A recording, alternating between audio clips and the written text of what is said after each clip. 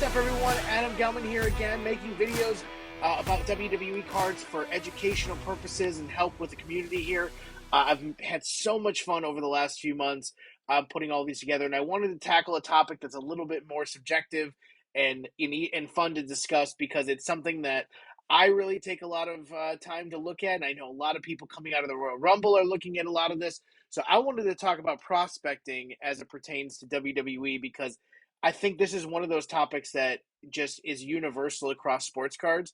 And if you haven't had an opportunity to sort of take a look at how wrestling cards have changed over the last year or two with the new Panini era, like there is a growing focus on prospecting, especially now that Triple H is sort of in charge of creative for the company, putting more value into NXT, putting more value into NXT moving up to the main roster and continuing on with the same character base.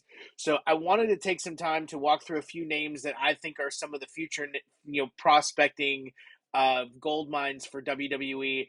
If you're going to put money into cards, this is the place that I would probably focus on just from my own fandom and some of the people that I like a lot because of what they represent on screen. Whether that translates to value in cards, I'm still not sure because I think there's a lot of opportunity here, but also a lot of like up and down with the market. But we're seeing a lot of focus now with collectors sort of getting into a more of a prospecting motion, which really hasn't been a focus for wrestling going backwards. And if you look at sort of the way that wrestling cards have brought value over the last, I don't know, 5-10 years, it's all been mostly around current stars with mostly female current stars. Additionally, there's been extreme value placed on autographs of legends who happen to be part of the boom era for wrestling in the 80s and 90s, Attitude Era and before. But I mean, if you look at the current roster, like a lot of the value was focused around people like Mandy Rose and Alexa Bliss and stuff like that for obvious reasons. Whereas now it's sort of shifted to be more focused around value in people like Stone Cold Steve Austin and The Rock and Roman Reigns. And so I think that if we look at the future of WWE cards, because Roman Reigns seems to be sort of transitioning out of a full-time role, Stone Cold Steve Austin's retired. The Undertaker's now retired. The Rock doesn't sign autographs and he's retired. Like, we've got to find sort of what the future looks like. And I wanted to take this video as a time to sort of go through what that might look like. So let's start with prospecting specifically and where's what I mean by that word. So if you go back in baseball, where I think a lot of this sort of originates from, um, you used to have cards that were only of major league players. When the Bowman brand first started in the late 80s and early 90s, um, things shifted, right? You had, for the first time, cards of players that hadn't yet debuted in the major leagues, and they were being delivered at a clip that sort of gave people a reason to collect them. There becoming a growing focus on including prospect-focused baseball cards into the market. We had people like Albert Pujols. We had people come through in the turn of the century that all of a sudden were driving exceptional value. And they were autographed cards as well. So like as we transitioned from the 80s into the 90s, where base cards eventually became autograph cards and relics as the main focus for the hobby, as we got into 2000, that almost shifted into hyperdrive. So as we saw Albert Pujols and Ichiro and some of the other people start off on the baseball side, on the football side with contenders and a few other things like that, the same sort of mentality sort of took place. The difference is NFL players are usually making impact from day one because of the draft. Same with NBA players. Like MLB players are drafted and go into the minor leagues sometimes for years before they even get a chance with the major league team. NFL and NBA, they're on the court sometimes from day one.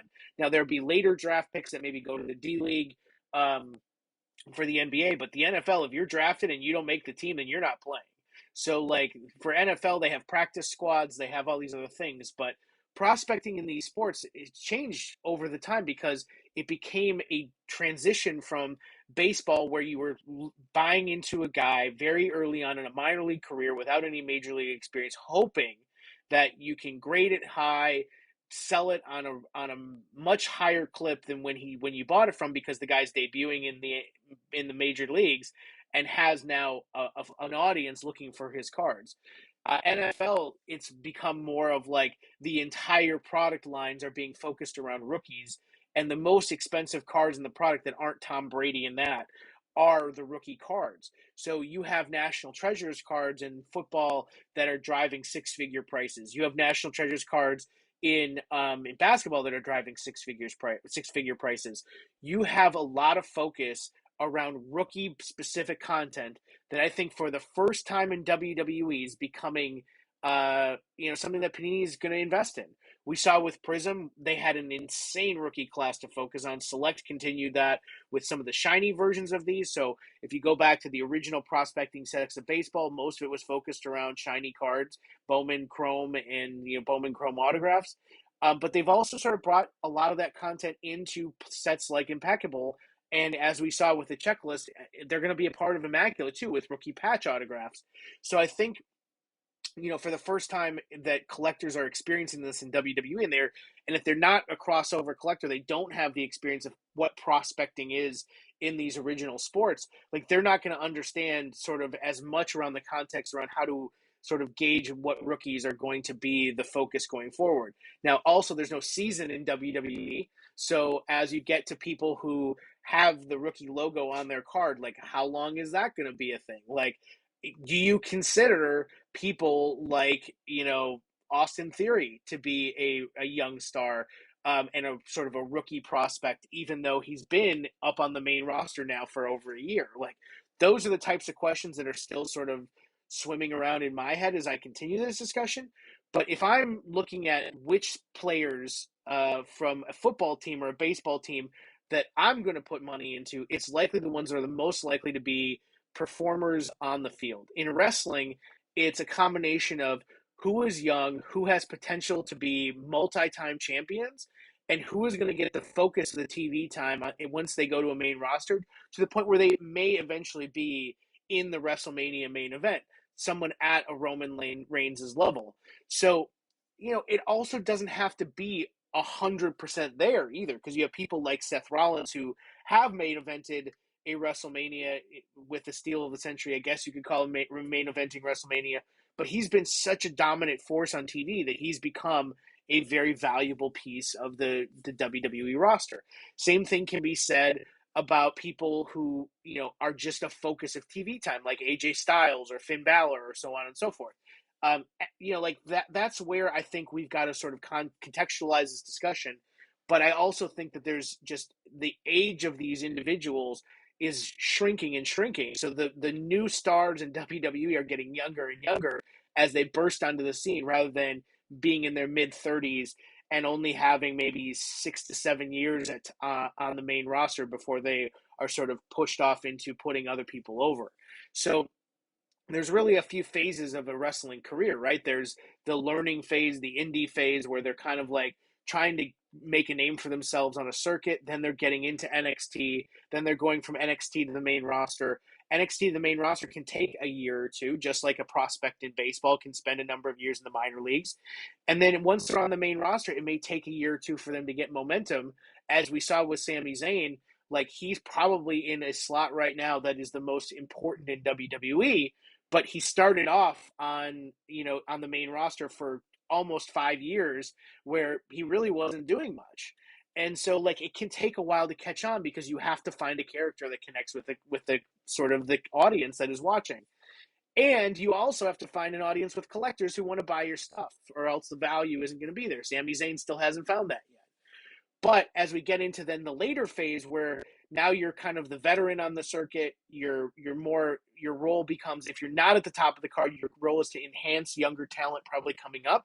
That's where we're seeing some of the existing stars sort of looking to engage with people. So if you look at people like Randy Orton, who was a champion a couple of years ago, he's been injured and stuff like that. He's now one of those older guys. He's still kind of at the top of the card, but if you bring him back, I don't think that they're putting him in a title feud with Roman Reigns with the idea that he's going to win that feud, right? That's an enhancement talent who has an insane pedigree worth of career accomplishments, 13 titles, whatever. But he's kind of in that phase of his career where he's not driving future focus because he's probably closer to the end of his career than he is the beginning. Then you have guys like Matt Riddle who are much more focused on being a younger sort of guy, but he's still in that middle phase of his career where they could look at him as being a next level star. So that's where we're going to sort of contextualize this, but I'm going to focus on really the people in the first phase of their career, which are still kind of on the up and up. Um, and we'll see kind of how this sort of plays out because I think these are really the people that could eventually drive the hobby, given some of the success they've had recently and before, but also sort of the potential to be major stars in the future.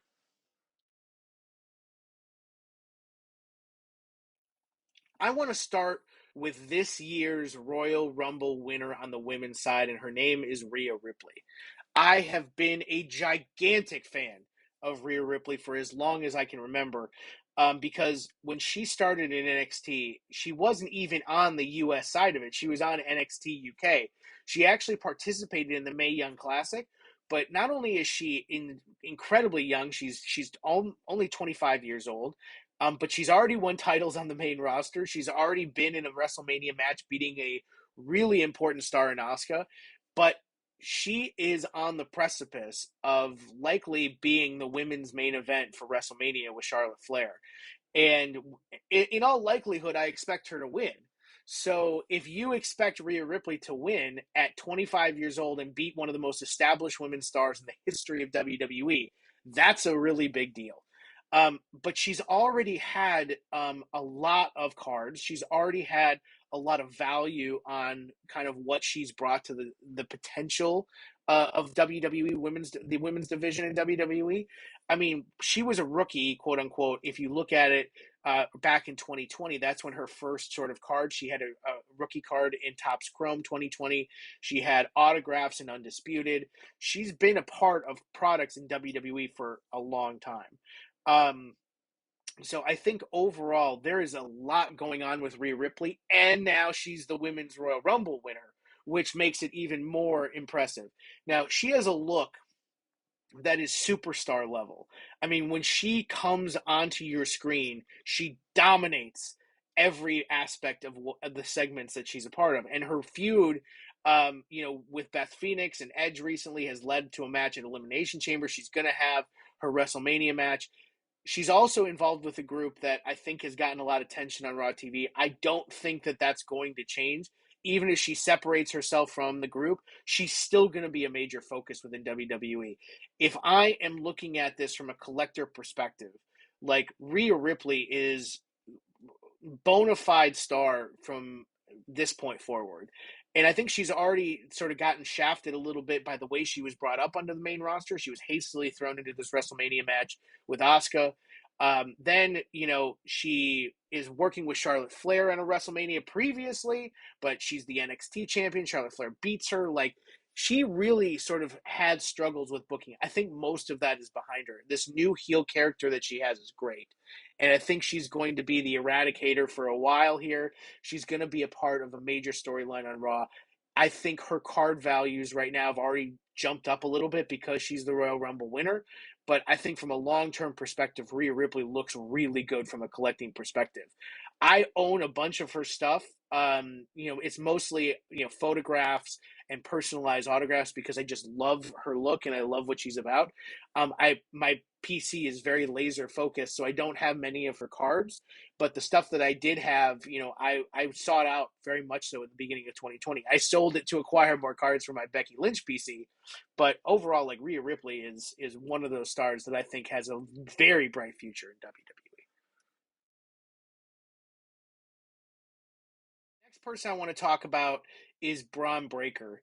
And if you don't know who Braun Breaker is, he is the current NXT champion. He is just taking the NXT brand by storm. And he is an absolutely tremendous looking guy to have as a part of your wrestling, company. The reason I say that is because a couple of reasons. One, Braun Breaker is not his real name. His real name is Bronson Rexsteiner. So if you know who the Rexsteiners are, you know the Steiner brothers, you know Rick Steiner, who is his dad, you know Scott Steiner, who is his uncle. They are Hall of Fame level wrestlers who have just become a part of wrestling history for many many years. So obviously he has a pedigree. He's only 25 years old. So like Rhea Ripley, he is very young. He is already sort of he's only been around for like a year and change. Like he's come a huge way just to support his burgeoning sort of career in wrestling. And WWE has recognized how incredible this guy looks. They put the title on him almost immediately. He's only had probably 50 to 60 matches in his entire wrestling career, and he's already delivering at a very high level from a promo style, from a wrestling style. Like overall, the guy is just on fire.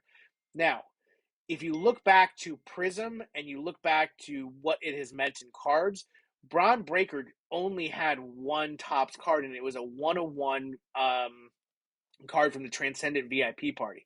So there weren't any Braun Breaker real cards that were released in like packs or anything like that. That first stuff happened in Prism. And when you look at Prism's sort of impact, Braun Breaker was a focus. His black Prism, supposedly, I had gotten reports from both the buyer and seller that it sold over $15,000. I think it was even closer to $20,000. So like his black Prism sold for an insane amount of money because people are recognizing the potential here that he has to potentially be a future main event star in WWE. The additional factors here are that he's so raw, he's so green that there is a lot of work left to be done. So he's had matches on Raw already. He's had featured matches at NXT's biggest pay-per-views. He's done great. And I think like if we're looking at card values into the future, like Breaker signed a lot of stuff now. He's been in a lot of Panini products. His value has dipped because the market has dipped, and because I think people have started to realize that he's not on like this lightning fast trajectory to be a main event star on the main roster yet. I think he was more sort of being shown through Vince's eyes as being like the next big thing, kind of like Brock Lesnar was. So people thought like, oh, I better pour a bunch of money into him right now because Vince is pushing him to the top and to the moon really, really fast. And it ended up slowing down when Vince left. Triple H sort of like took a step back and said, hey, you need to develop a little bit more. I think that was a great idea because clearly like he only had probably when they were teasing him on Raw like 20 to 30 matches. And he's only had probably an additional 30 to 40 matches since that point. It's like this guy is straight, like right off the street in a lot of ways. He's been training for a year. It usually takes about 2 to 3 years for people to really get comfortable unless you're Kurt Angle and it happens for you naturally, or unless you're The Rock and you just come into this and it's just there. But like guys like Stone Cold Steve Austin wrestled for years and years before he ever really made it big on WWE TV. And like he wrestled in territories, he wrestled in WCW, he wrestled in ECW. Like he literally did a ton of work before he ever appeared on WWF TV as the ringmaster. So like Braun Breaker doesn't have any of that. His pedigree is what is getting him to this point, and the fact that he is a physical specimen, unlike anything we're seeing on TV right now, and the fact that he's so good and so quickly shown that he is capable of delivering this. So for card values, like I think people saw that meteoric rise and then saw it cool off and like the values dip. I don't think that that is a permanent thing. I think once he gets up to the main roster, they start inserting him into regular feuds. They start giving him a treatment that I think he deserves. This guy's card values could go back up. I think from a long-term perspective, like we're only a year into his career. He's only 25. By the time he's 35, which is where most wrestlers hit their stride, like he could have already main evented at WrestleMania. So I think Braun Breaker is a great name to have on this list. He's a great person to have in WWE. He's got a great personality. He mirrors a lot of what his dad has and his uncle has. They've already started incorporating it into his character with the dog grunts and stuff like that. Like I love what Braun Breaker brings to TV. I love watching him wrestle. I think fans are kind of getting over the whole like Braun Breaker wins every time, so he doesn't lose a lot. So I think that always has a negative connotation with fans. But overall, I think this guy has an insanely bright future.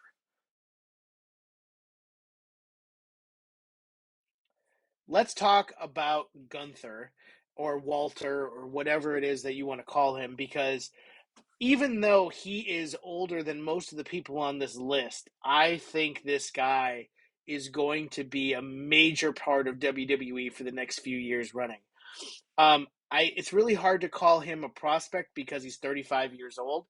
Um, but he has wrestled for a long time across the indie circuit in the United Kingdom and other places in Europe, and he's just recently come over to the U.S. full time to be able to deliver the character that he's currently representing.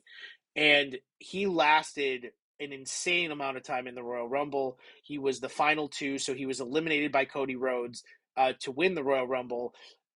Gunther is becoming a major sort of force in the main roster because he is now the Intercontinental Champion. He's held it for a very long time, and I think this guy has the potential to have some of the most incredible matches of anybody on the main roster because of his power and his style. And his value in cards is still very, very inexpensive. And, you know, male superstars, especially foreign male superstars, are kind of tough to sort of gauge value for because it's harder for American audiences to connect with somebody who's a heel. And it's harder for American audiences to connect with somebody that delivers their speech in a way that Gunther does.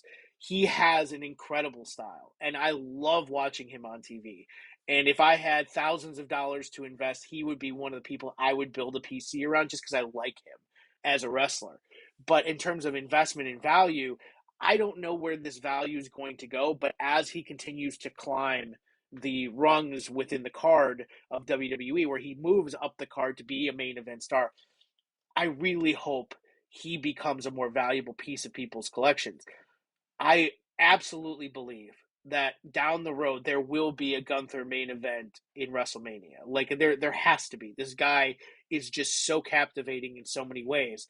And I think the style of matches that he has is similar to what you see with Sheamus and Drew McIntyre and some of those guys who have all won multiple championships in WWE. If they ever split the titles off from Roman Reigns and where you're going to have a title holder on Raw and a title holder on SmackDown, I think it's inevitable that Gunther is going to be one of those title holders. I hope that collectors eventually recognize that he is somebody worth sort of spending money on because I love what he brings to the table. Again, he's 35 years old. Wrestlers now are wrestling well into their 40s, and I think we could have at least another 10 years of this guy. He's in incredible shape. You've seen the transformation that he's gone through since he started at NXT UK, came over to the US, NXT, and almost overnight, this guy lost like 100 pounds, put on a ton of muscle, and he started having these incredible matches on in front of many more people because he had great matches against Pete Dunne in NXT UK. He's had great matches against a number of individuals, whether it's Jordan Devlin or other places that just turned heads because of his power and his style. And now we're starting to see what that is capable of on the main roster with his match in Cardiff against Sheamus and a few other matches that he's had on TV that have just been absolutely nuts. Some of the best matches of the year have already happened, and some of them he's been a part of. So I really hope that collectors eventually see value in what he brings to the table. I also want to spend some time on Roxanne Perez because she just has something about her that I think is really interesting. She's probably the youngest person in WWE to win a title in a long time, and for Roxanne Perez, she is only 21 years old. So she is the youngest person on this list. She's been wrestling, I think since she was like probably 16 or 17, but it's mostly been on independent circuits. She was just introduced onto NXT TV this year, signed a contract, and catapulted up the card. She's now the NXT Women's Champion. She had a featured spot in the Royal Rumble. So again, I think the future is very bright for Roxanne Perez. Now, what is awesome is that she wasn't included in the original batch of rookies that was coming through. So she didn't have a ton of cards in Prism and Revolution and all these things where there's autographs everywhere, whatever. She has like 2 or 3 cards across the entire run. She has a couple in NXT. She has a mezzanine retail base in Select, and she has a few sort of cards in Chronicles, and that's really it. She doesn't have any autographs yet. She doesn't have any of those situations that would sort of put her well into the sort of situations with what she's been able to accomplish with, or what other wrestlers in her state have sort of been able to accomplish, because she doesn't have a lot of stuff. But that's also made her existing stuff that much more valuable. Now she's female, she's good looking, she's all those, she hits all of those boxes that typical WWE collectors love. And the only issue that I see is that she's very small. And so she doesn't have the presence of a Rhea Ripley. She doesn't have a lot of the weight to throw around to make things look more believable. She's kind of like Alexa Bliss in that fact, but Alexa has a ton of personality to make up for it. So she's become a very valuable piece of the main roster's sort of focus on TV, because she has other things to make up for her size. I think Roxanne is going to struggle in that respect, but man, I think if her wrestling improves and her promo ability improves and her character improves, like, we could see her on the main roster sooner rather than later. And if that happens, her cards are going to continue to go up as they have. Her first autographs will be huge focuses for next year in Panini. At least I hope. We could see Prism, Roxanne Perez being one of the top names to get from an autograph perspective. She just has a lot across the board that's driving value for her stuff. And I think if she continues to have the success that she did, she beat one of the longest reigning women's champions there is. So really awesome to see that for her. Yeah, all right. Let's talk about Austin Theory, because I think he's one of the guys that I gravitated towards when I was putting money into Prism, mainly because of a couple of things. One, he's only 25 years old. So, like Rhea Ripley, like Braun Breaker, he's super young, but he's also already achieved like a ton of stuff. Like, he's a two-time U.S. champion already. He's going to be featured in Elimination Chamber. He's going to have a major WrestleMania match, potentially against John Cena, as some of the rumors are true. Um, like, the WWE obviously sees a lot in Austin Theory's future. He was jobbed out a little bit when it came to Money in the Bank, but the fact that he's won all the stuff, he's only 25, like, that is crazy. Um, the major issue with Austin Theory is so far he's only been a heel, and collectors rarely gravitate towards modern heels unless they're like abundantly the coolest guy in the room, one of those types of heels like Roman Reigns is. But Austin Theory's kind of been this heel that has a little bit of that go away heat, where people don't want to see him because they see him as Vince's boy, or they've seen him as somebody that isn't worthy of being where they are. I disagree with that piece of it completely, because I think Austin Theory is great. He has a great personality. He's a great talker. He's a great wrestling skill set. Like, the guy does a ton. And collectors really did recognize for a while there that he is the future, and started pouring a ton of money into his cards. After Vince left and Triple H took over and kind of buried him a little bit, like, some of that value went away, but it's starting to come back, because he's now, after that burial, they've sort of like built up a character for him being the Now, or whatever he calls himself. And even though he's a heel and people really do dislike him, like, he's driving boos and reactions in the crowd, which is what heels are meant to do.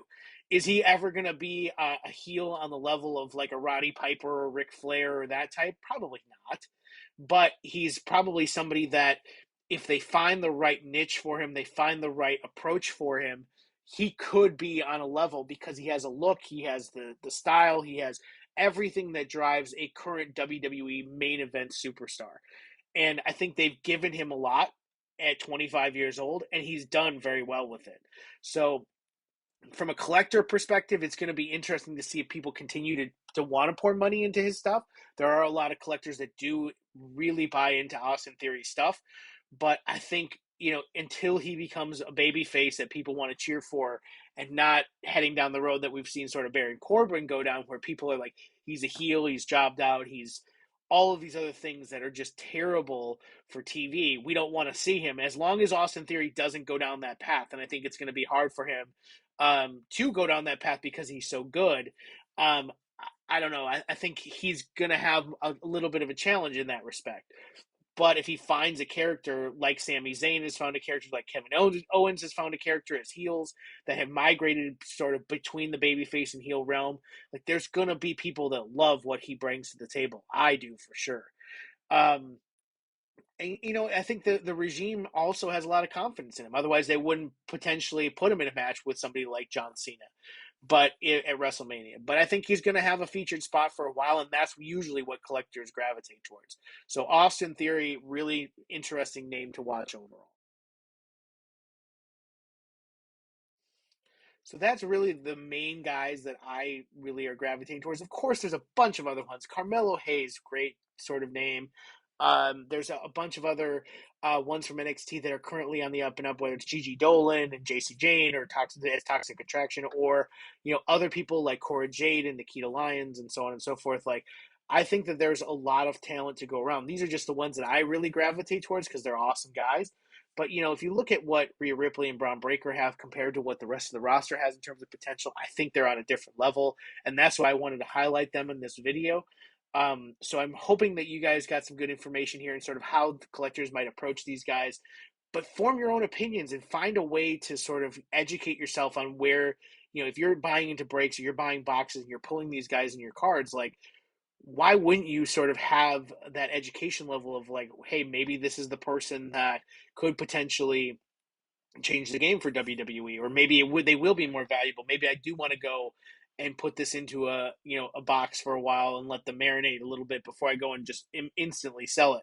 So I think if you have other names that you think are really good to focus on, like, list them in the comments, like and subscribe here, because I think what I'm trying to do here is just provide educational opportunities for people to learn more about the greater context of the hobby, and prospecting is definitely one of those things. So the more that you can educate yourself on sort of how these things work in baseball and football and basketball, the easier it will be to sort of predict how values will go as new products come out within the Panini era as well in wrestling. So overall, again, find me on Instagram, www.instagram.com/WWE Gelman. My handle is WWE Gelman there. You can also find me on Twitter at SCNcensored or at www.sportscardsuncensored.com. Again, leave your comments here. Continue to engage with the videos. I love all the feedback I've gotten so far. So thank you very much. And more videos will be coming shortly.